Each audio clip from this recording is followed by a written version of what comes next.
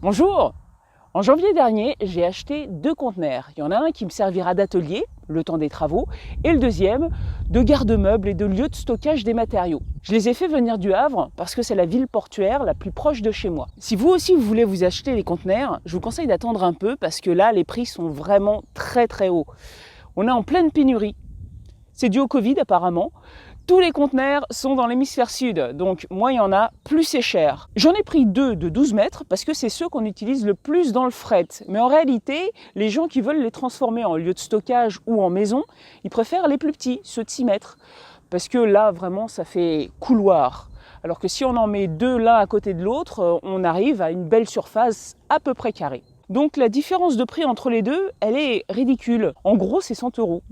Ah oui, un bon conseil avant de commander, assurez-vous que le camion va pouvoir accéder à votre terrain et aussi, si vous avez pris l'option déchargement, qu'il pourra décharger le conteneur là où vous avez décidé qu'il sera.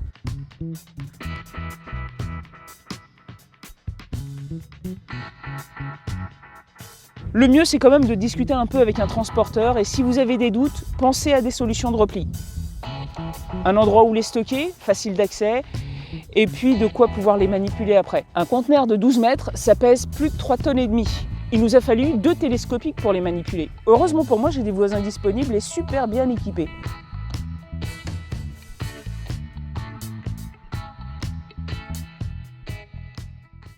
Pour éviter d'être encombré pendant le terrassement, on a préféré les stocker à l'entrée du village, chez mon voisin. Et avant de les mettre en place, comme c'est super lourd et que ça peut s'enfoncer dans la terre, j'ai préféré faire creuser des trous et les remplir de pierres pour que ce soit bien drainé. Ensuite, j'ai mis des parpaings remplis de béton pour les soutenir. S'ils ne sont pas en contact avec l'humidité, ils dureront des années.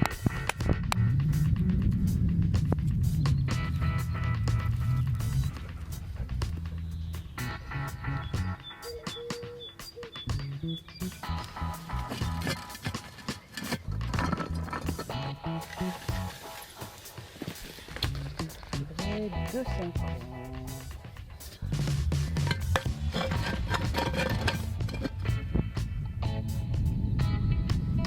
C'est pas trop mal.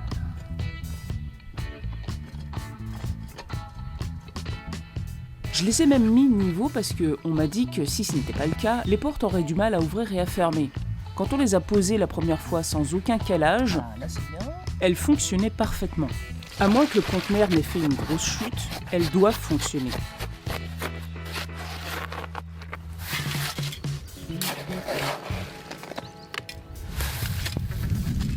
Maintenant, on peut les mettre en place. Je suis bluffé par ce qu'ils arrivent à faire. Vous vous rendez compte des trucs aussi énormes et aussi lourds? On a l'impression en les regardant que c'est super simple. Regardez le virage, fastoche.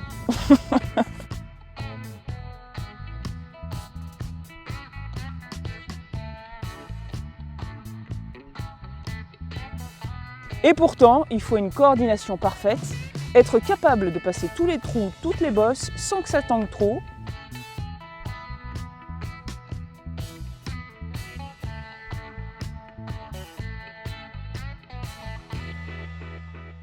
Et pour finir, comme c'est juste à côté de l'allée, ça permettra au camion de décharger les marchandises à côté du conteneur, ce sera plus facile.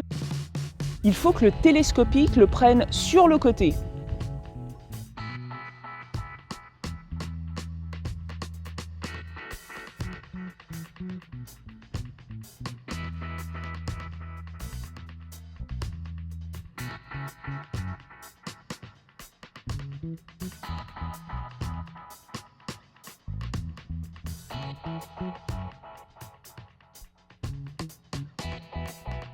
C'est juste, mais ça passe.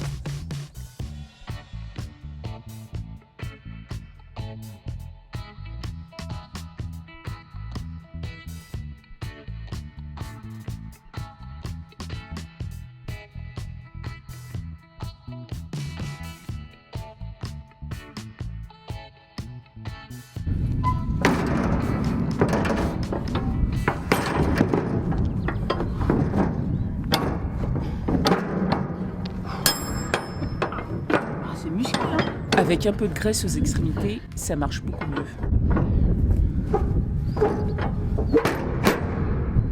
Eh ben,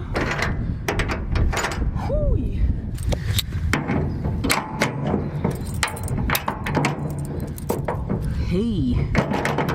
Eh ben voilà, il n'y a plus qu'à aller chercher mes affaires à Évreux. Et ensuite, on passe aux choses sérieuses.